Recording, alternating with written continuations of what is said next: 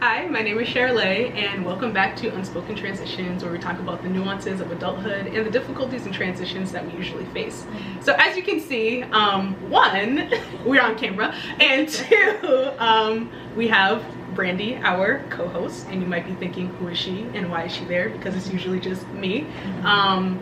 I thought that a lot of my episodes, you guys were loving the ones where we had guests and they were speaking and stuff like that. So I thought that having someone to speak to other than myself would be very helpful to get more perspectives and for her to also share a story, because I think we resonate and we go through life in similar ways, also differently, so we can get different perspectives. But like, yeah, that's why I wanted her to be our co-host, and I think that she can really bring some more light to adulthood and struggles and challenges we go through and stuff like that. So that's so sweet. I'm really excited to be a part of this podcast, honestly. Like when you talked to me about it, I was like, okay, let's do this. I took some time to reflect and really make sure that it was like the right timing, but we also did an episode together before. We did. Yeah, so I'm happy to be here, y'all. Happy to be here. And I'm so glad you're here.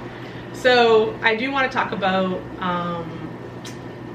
oh my gosh, I do want to talk about how we met and everything, because it's a very interesting story. Do you want to share? Do you want me? Oh gosh, so you can fill in the gaps maybe. I got you. So we actually went to the same church in childhood. I forget the ages. I want to say like late elementary school to like late middle school, early high school. If I'm being real, like I just remember you always being there. Yeah. But I don't even remember what ages we started off. So you're probably right. But but we went to the same church for like several years. Our parents knew each other, our families knew each other, but we were never really like friends. Like we knew of each other. We like talked. We probably were in Sunday school together, and then you know, my family left the church and I never saw you again. But we always like stayed connected, I feel like, through social media. Yes. Like, you know, I would always be like celebrating your wins and stuff, and then we didn't talk for like years, and then many years, so like several years, like all throughout college, not at all. And then I accepted a job offer, and when I started, I kept seeing your name pop up, and I'm like, is this who I think it is? And maybe it is. And then the day of that we had like our orientation or whatever, you showed up, and I'm like, does she remember me? No, because literally, like, she doesn't. Because the manager was just like, oh, like, Brandy. And I was like, I know her last name. I mean, there could be another one, but like, you know, I'm pretty sure like this is who it is. And then funny enough, they didn't have any like pictures, videos, or like anything on a slide or anything like that. So it was kind of just like a guessing game. But I was thinking the same thing you were thinking, which was just like, I don't think she remembers me. Like this, I'll bring it up if she brings it up, but like I don't want to be, because usually the issue that I have is like I remember people, like, even if I don't remember the name, I always remember people, and I'm like, oh hey, remember we met like at the Stop and Shop or whatever, and they're just like, who are you? And I'm just like, okay, so now in adulthood we're just not gonna do that. Right. Like, you know who I am. Like I know, like you know who I am. You're pretending you don't, but it's just like I wanted to just, you know, give space. Maybe you wanted to keep it like work and I don't know, church separate, whatever you want to call it. So I was like, let me not. But honestly, you gave me hope in friendships and stuff like that, if I'm being real, because you're just so friendly and nice and stuff like that. And I'm just so used to being in work environments where everybody's just like, they're nice, but like they're not trying to be nice. They're being kind of shady, or like they're trying to get information on you, and I always got good vibes from you, and I was like, oh my gosh, yes. It was so genuine. I remember once you walked in, I was like, I'm just gonna say it. I was like, do you remember me? And I appreciate that a lot. You genuinely gave me hope, because I was just like, I've spoken about this in I think other podcast episodes, but it's kind of like I've always been the one to initiate friendships, always been the one to put people together and plan and organize and stuff like that, and it's just exhausting. Okay, it's exhausting. So I was just like, let me just relax for this season. So I'm so glad you gave me hope that it could be mutual and like people can plan together. So that's what I love about our friendship, is it really feels like mutual. It doesn't feel like one person, you know, she is the better texter, y'all. But other than that, I feel like it feels very mutual. Which is nice, and it's refreshing. It's new, it's refreshing. Yes, it's so new, because I'm telling you, being like the leader, I know God always says like, oh, it's a skill and everything, and it is a skill. And what people don't explain to is that being a leader all the time is exhausting. It's so exhausting. So it's genuinely a breath of fresh air when I can talk to somebody and they're planning and we're planning and we're planning together, and things can happen simultaneously, rather than like if I don't try to plan or lead or do something, it's kind of like it won't happen. And equally excited. Like they're equally excited. Yes, they're just as excited with it too. So it's just like, okay, it's refreshing when it's like both ways, especially this late into adulthood too. Not that we're old, but like I feel like the energy, like the kind of vibes you have to plan and get things done and stuff like that is usually like, oh, like college or high school and everything, and people at our age are kind of just like, man, like I'm not trying to do much. So like or they already have like their set group of friends that oh my gosh, like younger. I feel like that's a perfect segue into our topic for today of okay, like how do we even create friendships in adulthood, right? So let's jump into it. Let's go. The longest friendship that I have had is with Christy. She's been on the podcast episode several times. You'll probably pick, she's there. You just need to find it, but she's there. And we've been friends since kindergarten, so literally since we were 5. And I know that, and we weren't like besties the whole entire time because we were kids. So like from elementary school, we went to the same school from kindergarten up until 5th grade. In middle school, we kind of like split off, and she ended up going to like another school and I went to a different school. So like we were kind of separate at that point, you know, like people had cell phones, but not really at the same time. So, you know, I'm calling the house phone, trying to stay connected and stuff like that. And we had a lot of differences within each other and like set boundaries. In college, we kind of like, when we got cars, we kind of we got the cars, because I always was saying to her, like, why do we see each other once a year when we live 10 minutes away drive? Like, she's right there, but like, you know how Haitians feel dropping their kid off, they don't know the parents and so on and so forth. So like, I saw her once a year on her birthday or my birthday, and that's it. And literally that's it. And then we tried to like call and everything. And then going into college and then like adulthood and everything, we remained friends and we like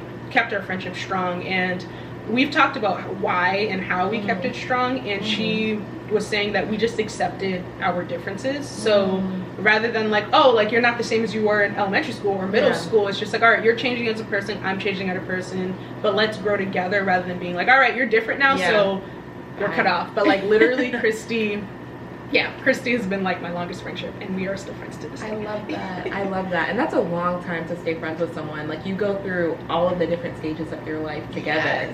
It's and they get to see you like grow through those different stages of your life, which is really nice. Yeah, it's actually crazy because when I see like kindergartners and I'm like, wow, like we've been friends since we were that small. Like that's actually crazy. So I love that.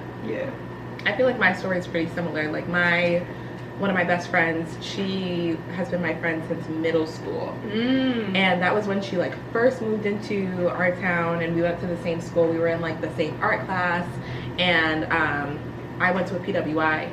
So it was like, she was one of the only black people in there, and I was so excited when she came in. Like, you know, we stand out. PWI, so I'm like, you know, searching the room, and we just clicked. And I feel like at first it was like survival mode, like we get each other, like, you know, maybe we didn't get along as well with, you know, a lot of the people that weren't similar to us, but like you said, it really just like evolved. Like I feel like we've seen each other through all these different stages, and even when we went to college and we weren't in the same school, that would have been an opportunity to not like be friends anymore. Yes, this perfect transition, like out, like all right, we're in different paths now, so. And it was like we still kept in contact, and I love the friends that you don't have to talk to each other every day. And it's like you pick up exactly where you left off. Like the love is mutual, the support is mutual, and it's real. Like it's so real. I need to get better at that, because literally it's like I get what you're saying, like you don't have to hit up people every day or every other day or every week or whatever, but sometimes I'm just like, but I want to check in, I want to know how everything's going, and I'm always just like, oh my gosh.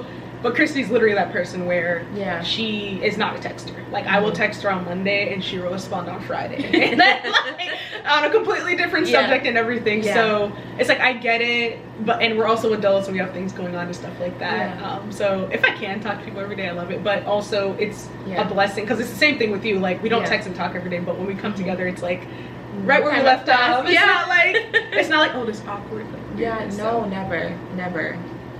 My last new friend, our group, so when we started at, you know, the job that we started at, that's a whole different episode. That's a whole other thing. I think I finally like healed from that, so now I can talk about. But before I was just I know, like, it was it was a situation, y'all. It was a whole thing, and wow, like thank God we're out of it.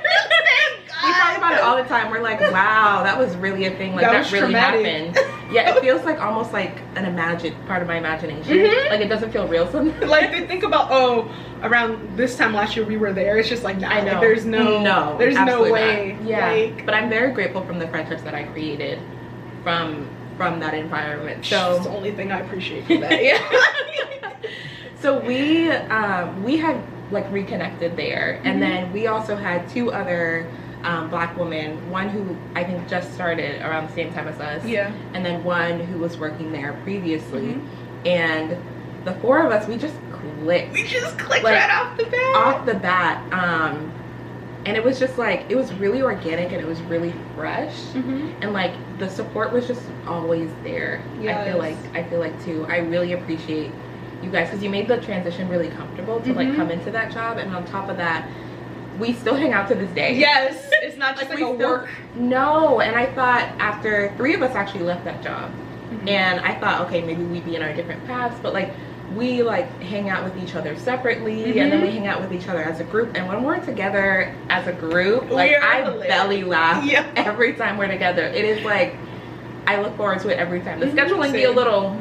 Listen, things happen because we're hanging out on Monday, so I know, but the scheduling be tough, but it's just like very healthy to be like in a friend group, because I haven't really like had many friend groups. I feel like I've had like friendships with like people separately, but not in a group. So a group where it just feels very like organic and natural is really, it's refreshing for me too.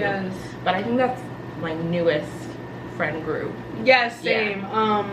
For me, it's also newer. I think I was more on the, like I said, I've always been the one that's like trying to bring people together and like, oh, like we have these differences, but let's come together. Like, let's make a friendship group based on, because I'm a huge anime fan. So like, I used to see them anime like high school. So I was like, oh my gosh, we have to make a group. It has to be like whatever. So I've always been that person. But I think by the time I got to that position, it was kind of like, I'm just gonna do my job and I'm gonna go home because I'm tired. And also like the Haitians and the parents are like, you don't go to work to make friends. So like they're gonna do you dirty. Like they're gonna come for you or whatever. So like you said, it was just really refreshing to be a part of a group of people where it wasn't this like pulling of teeth to come together, or like I have to watch my back because like, are they trying to get information from me to tell my manager or to one up me or to try to advance or whatever the case may be. Like you said, we all came together, we had like dinner, but like even when we had dinner, like the couple times that we had it, even the first time, it just felt like natural and like a good time, and us coming together for us to share what we were going through and like our lives and stuff like that. So that genuinely, God put y'all there for a reason, because it genuinely gave me hope and friendships, because I was so done. I was so done. I was like, I don't have energy and time to deal with people that might do me dirty or potentially do me dirty, which is a control thing. That's a whole other thing. But that's hard to like open yourself up to new friendships after you've been burned by friendships in the past, or like hurt by them. I feel like you had to have an open mind. And to be honest, I didn't go into work like you looking for friends. I didn't think I was gonna have friends, because I try and separate work and colleagues from like my real life. Same. But then we just kind of like slowly opened up. But that's hard. How do you go from like being hurt or burned by old friends in the past to being open to creating new friendships with people? Like, what was that mental process like for you? I've talked about this in a previous episode, but I had somebody because I used to be like an extrovert. Like 18, I was like an extrovert, and I met somebody who just took advantage of that. Like, I like to see the best in people. So even if you do something annoying, or like you might act a specific way, or maybe have a little bit of an attitude or something like that, I've been like, all right, I've had an attitude some days, I've been annoying, I've been X, Y, and Z, but that person took it to the extreme and took advantage of it and got to the point where like they started to get more comfortable in them like being, I just didn't recognize that that's who they were, not just necessarily like a one-off. So like, you didn't want to believe it. I didn't want to believe it. I was like, oh, maybe like you're just whatever. So time went on, and I think got to a point where they got disrespectful, and I was just, and I don't deal with disrespect. So I was waiting for them to try me again, but I think at that point they caught on that I was like not having it, so they kind of like disappear from my life. I think that was also God right there. But that hurt me for a while, because it's like, all right, I was open, I was genuine, I was willing to speak to anybody at any given point, grocery store, restaurant, wherever. I'm ready. I'm always had my head up high, saying hi to people, stuff like that. But after that, I was like, okay, if I'm gonna open myself and be vulnerable and try to be friends with you, and you're just gonna take that and try to use it against me or gaslight me when I'm trying to address something to work through a friendship, and I wasn't even like a friend, it was just somebody that, like, it was like a student organization, I was in charge of it, and I was just trying to, like, you know, be somewhat close to these people and talk to them or whatever, but she just traumatized me, if I'm being real, with the way she acted and stuff like that. So I said, what did I say to my friend? Like, my friendship door is closed. I was like, my friendship door is closed, who I have is who I have, and like, I'm not trying to deal with people that are trying to hurt me. So it went on like that for several years, and then I was like out here looking at my friendships weird. I was just like, all right, so maybe some other people are taking advantage of me, maybe like somebody is trying to, like, or I've just been used to it and I don't know. So now I was like looking for things that people were potentially doing that hurt me. So that eventually led into, and then I think, like, in one of my friendships, it genuinely caused a problem. So then, like, a couple months went by and I was like, I'm just gonna pull back,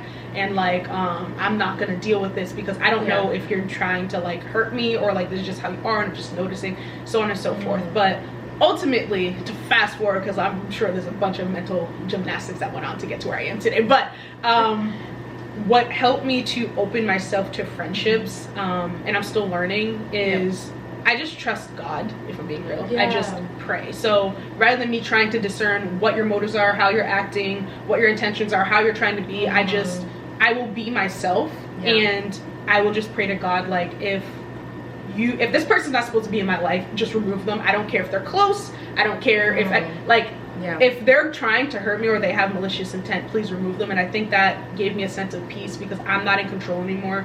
God is in control, and he can just navigate the people in my life rather than me trying to do it, because when I try to do it, it doesn't work out. And also just having grace for people, because again, when I had that hurt, it was kind of just like, all right, like, who's trying to do X, Y, and Z? Like, oh, you did that, maybe I should cut you off. It's like having grace for people, because again, what I was saying before is like, yes, understand that people are gonna mess up and they're gonna have a bad day or whatever, and recognize that there's a difference between a pattern of them continuously doing things and a one-off. So it was more of a maturity thing. Like, I'm not gonna keep on acting naive and just like, oh yeah, everyone's fine and stuff like that, and just keep giving people the benefit of the doubt. But it's a balance between one-offs and patterns to make that decision, and then also just trusting God if you're really just not sure. But you really have to, like, let go and let God. Because sometimes I reflect and I'm like, wait, what happened there? But it was just like God intervening in some kind of way, and you don't even realize until it's like over and done with, that they're no longer in your life or whatever the case.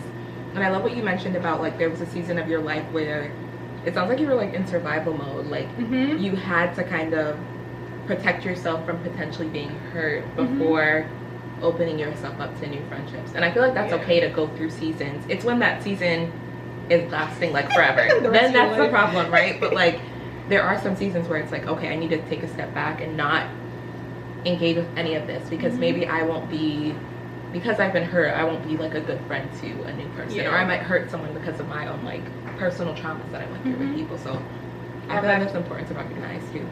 That's valid. Or acting on the defense and not being yourself, because you're just like, you could do me wrong, so I'm not gonna even try to be myself. Like, I'm gonna treat you the way somebody hurt me, even though you didn't do anything in the first place. So that's valid. I don't know. I feel like, similar to you, like, I accept that there are seasons in my life where, like, I do have to be very protective over my heart, or I might hurt other people. But I think I've come to the stage recently in the past couple of years where I'm like, okay, I can be open again. And now I know better, right? Like, I'm not gonna create this friendship dynamic where it's like I'm the one who's putting in 100%. Yes. Right? And also, like, understanding and better knowing my worth as a friend too, and my value. I feel like I would kind of place that, you know, the people-pleasing tendencies. I would kind of, like, place that in other people's hands, and it's like, no, okay, what are you contributing to me? Okay, it's not about, you know, what I can contribute to you. Like, yes, I was conditioned that way, but what are you bringing into my life? And if you're not, I'm sorry. We gotta. I'm at the age where it's just not gonna work for me. It's not gonna work. It's not gonna be the continuous, like, pulling of teeth or trying to, like, get the person to be close to you or whatever. It's just like, all right, if I'm always hitting you up and you're never hitting me up, then it's like it's an issue. If I'm always asking to hang out and you're never trying to hang out, that's an issue. Like you said, it doesn't need to be every day, every week, like all the time and everything, but there's a balance between, there has to be a push and pull. Like maybe 100%. I'm in a season where I have a lot going on and I'm so stressed I didn't recognize that we've hung out in a while, and like you might voice that like, hey, X, Y, and Z, like let's hang out. And there's between like oh, I just don't want to put in the effort, so I'm just not gonna do anything. Exactly. Because we're all busy. I feel like it's like, oh yeah, I was busy, X, Y, and Z, that's why we don't see each other. It's like we're all busy. We don't need to see each other all the time, but it's about respecting each other, communicating what's going on. It doesn't even need to be detailed. Like, oh yeah, I'm going through a lot, I can't hang out, but like, I appreciate you. Let's hop on a phone call. Let's like do whatever to keep the friendship and maintain what's going on. But not just like a one. You know, I'm not like, it's not like, oh, this person's a leader of the friendship. If this leader doesn't do anything, then nothing's gonna happen. Because I have heard things on TikTok where this person was like, yeah, I just stopped hitting up my best friend one day and they never contacted me again. And I was like, yeah, like, that wasn't your friend. That was a friend.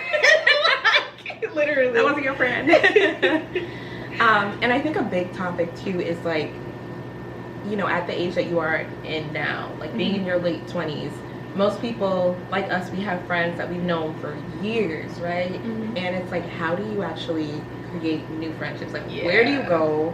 How do you even start a conversation, right? That's like, even you know, saying that you were extroverted at one point, maybe it was easier for you. But like, what about the introverts, you know, or the ambiverts even? Like, I have times where it's like, I am a bit more closed off, and then other environments where I am more open. So it's like, how do you, or how have you kind of put yourself out there maybe to create new friendships? Because that's also a real issue, I feel like, with a lot of people, especially with the pandemic and things like that. Like, people weren't really out for a long time, and now we're kind of trying to like re-enter into this life of like being outside again. That's true. How do you, like, where do you go? What do you even say, right? Because you could see someone be like, oh, I love her outfit, she kind of seems like, you know, a cool person, or he, and how do I spark up a conversation? You know? So I have to go to TikTok University for this, because like I genuinely didn't know for a while. University. So there are Facebook groups where you can meet people and get to know them and stuff like that, and they have events going on. And if honestly, if you type in, I know Facebook is like, oh, it's like an older thing now, but whatever. Like, if you go on Facebook and you type in friends, like making new friendships in your 20s or 30s or 40s, you will see them, and they meet up regularly depending on state and area and location. So I would say to go to those with nobody. I know that it's more comfortable to bring people, because you don't want to feel awkward, you don't want to feel alone or whatever, but and at the same time too, if you don't put yourself in that vulnerable state, you're not going to challenge yourself to try to meet new people. So my suggestion is trying those different groups and stuff like that, even though it's a little bit daunting. Also, I wouldn't, maybe this is not new, but looking into maybe acquaintances that you have. Maybe think about somebody that you connected with that you never explored. Maybe that season of your life, you just didn't have the time to do that. Reach out to them, see where it goes, see what happens. And also, like, when you meet friends of friends, open yourself up, see where that can go and everything. Try to open yourself up a little bit more. Or if you say the grocery store, what do they say? Like, oh, like, I really like your outfit. Start a conversation, see what interests you have, and then say like, hey, like, I like specifically with food or with movies or whatever, and be like, hey, like, I think that I think you're a really kind person and everything, and I think it would be cool if we went out for coffee or whatever.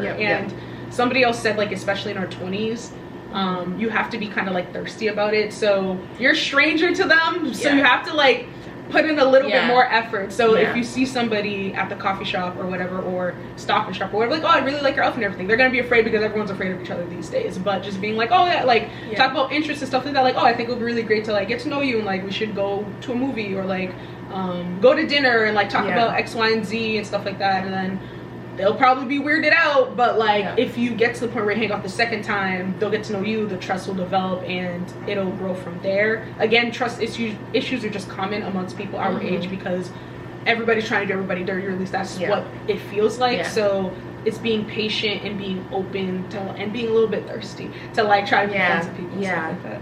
I like that you mentioned that, because you kind of have to be okay with being rejected, if that makes sense. Like, I feel like I'm becoming more comfortable with putting myself out there, and it's like, okay, if they don't, you know, it doesn't work out, or like we don't end up meshing well, like, it's okay, at least I know I tried, and put myself out there. like even recently, there was someone who works at the same place as me, but like in a completely different department. And we had like, I think we had talked in like a breakout session or some kind of thing. And I was like, oh, you know, they seem really cool. So I was like, hey, do you want to go grab coffee during lunch? We ended up having like so much in common. And it was really nice. Not saying that we're like friends or anything, but you know, it was nice to like connect with someone in like an acquaintance kind of level, which I know we're gonna get into in like a different episode. But just to emphasize your point too, like social media, I feel like that's something that people didn't have before, and you can connect with like all different types of people in different niches, right? Like for example, like adults who love like Disney music, like on TikTok and stuff like that. I feel like I'm connecting with so many people, or people who just love food, or love to go out to eat, cook. So I feel like I'm connecting with all these people that I normally would have never interacted with through social media. The algorithm on TikTok, it knows what it's doing. It be working for me, and like people reach out to me. Some people have reached out and been like, oh, let's connect, let's meet up. Oh, that's awesome. Yeah, it's really nice. It's really nice. Yeah, I think I'd be a little hesitant though, because I'm like, do I know you?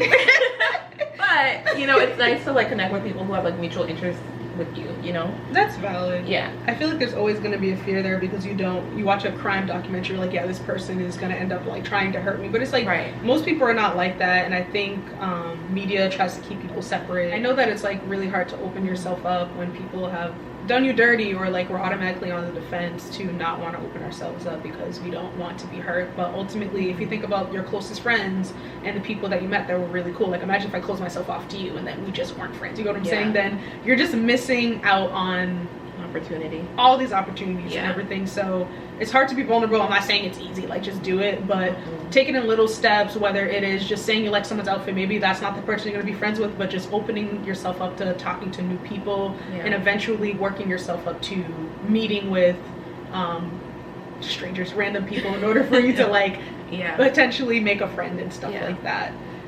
So be vulnerable, it'll be worth it. And if they reject you, like Brandy was saying, it's okay, it wasn't meant to be, and the next person will be that opportunity. Don't close yourself off, essentially. So I love that. I love that. So thank you guys for listening. I hope you guys like this episode, and if you do like it, please subscribe and share with a friend. And if you have any questions, comments, concerns, ideas, send an email to unspokentransitions@gmail.com. So thank you. Thanks for listening. Bye.